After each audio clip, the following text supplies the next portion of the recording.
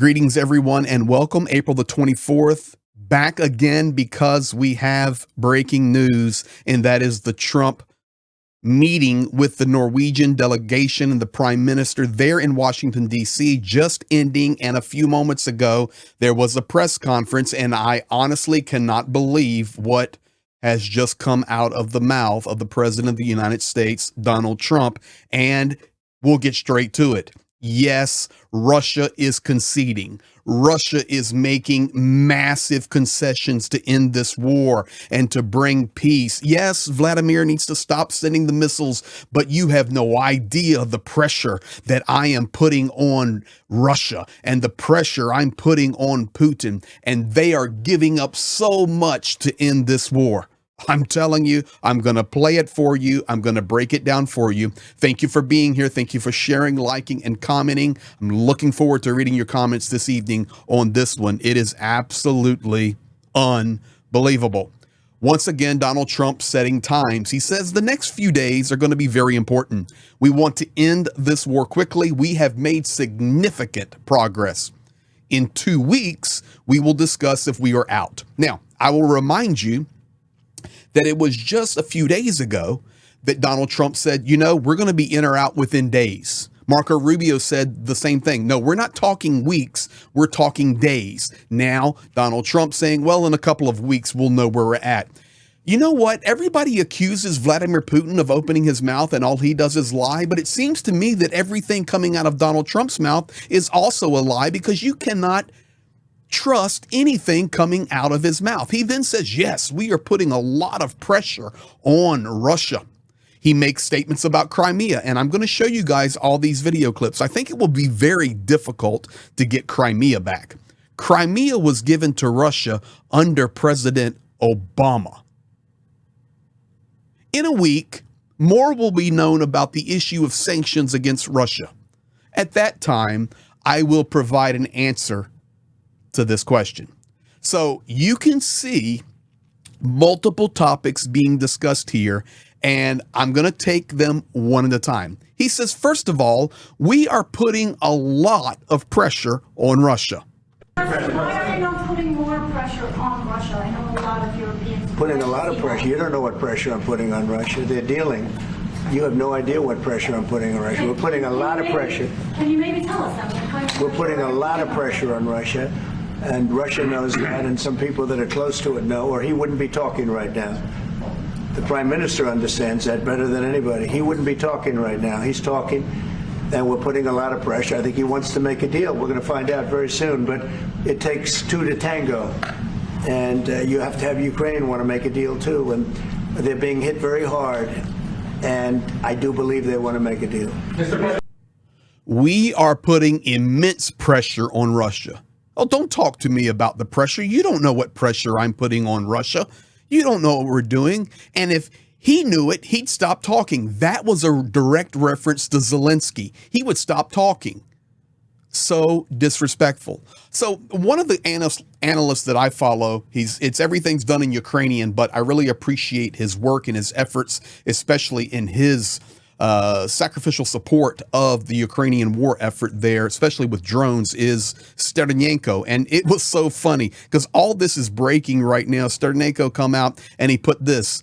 Trump says, you don't know how much pressure I'm putting on Russia. You don't know how much pressure. We're putting a lot of pressure on Russia. And then he put this image here. Meanwhile, the pressure. Witkoff. That is the picture of Witkoff's last meeting with Vladimir Putin when he placed his hand on his chest and he said, let me give you the full image. Oh, dear Vladimirovich Putin, I am so honored to be standing in your presence here in the Kremlin. Yes, ladies and gentlemen, that is some serious pressure there. Sternenko nailing that one. Now, what about the question of concessions? What kind of concessions is Russia making? Because they're conceding. Trump actually stated this. Russia's concession is to end the war and a refusal to seize all of Ukraine. The fact that Russia did not take over the entire country, Ukraine, well, that's a big concession. That means no concessions, ladies and gentlemen. Zero. Here's the video clip. Concessions. Just coming out of his mouth. What concessions, Mr. President, and to your national security team, what concessions has Russia offered up thus far to get to the point where you're closer to peace? Stopping the war. Stopping taking the whole country.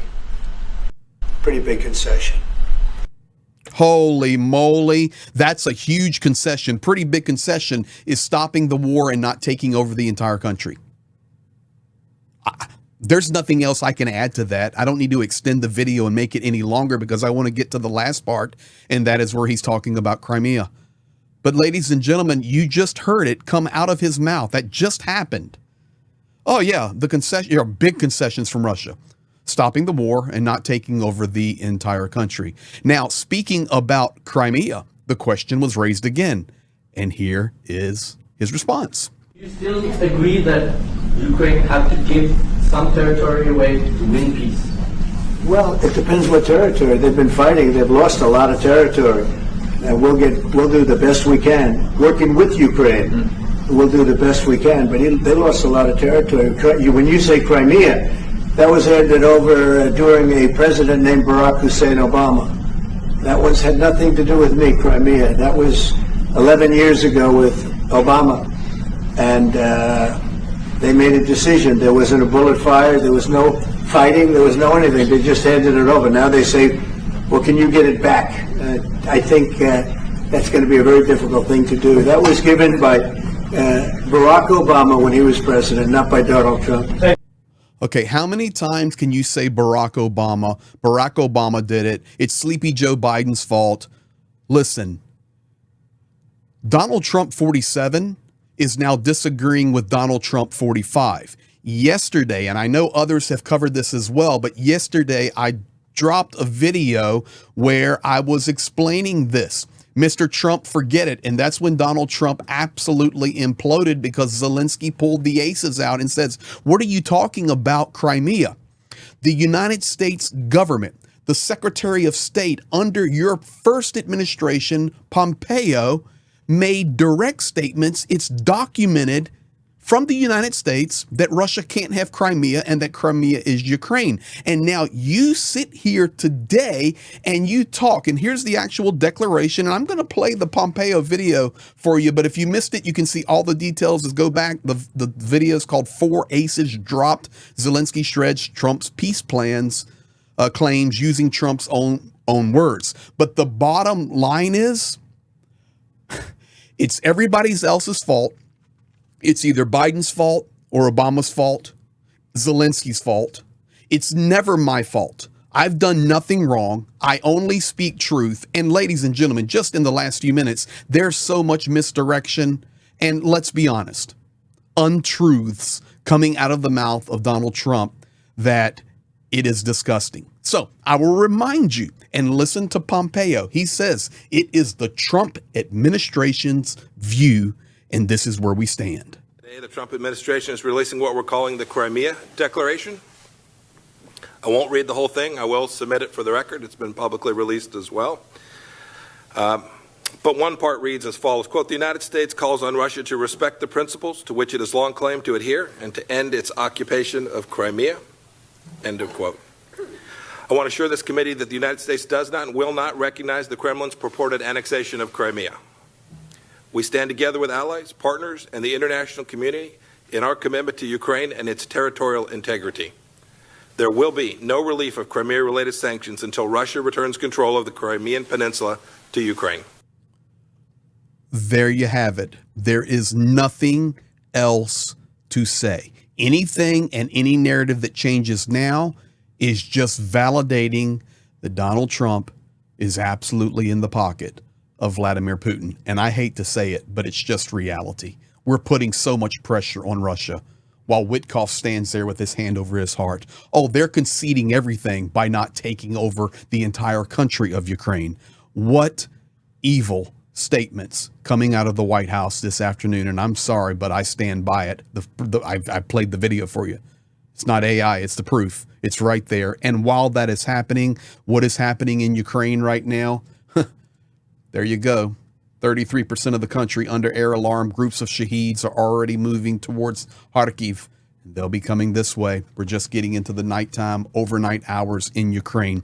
So, ladies and gentlemen, that's where we're at. Thank you for being here. Thank you for all that you do. Really appreciate all of you. Thank you for subscribing, liking, and commenting. We're getting so close to 50,000 subscribers, and you help us by that like button, a comment, telling somebody so that we can continue to share the truth and fight, not only for Ukraine, but fight for what's right. Because there's so much in this world happening right now. I mean, Pakistan and India on the verge of a serious war. World's crazy, and we need to stand together. Be blessed, guys. We'll be back at you later.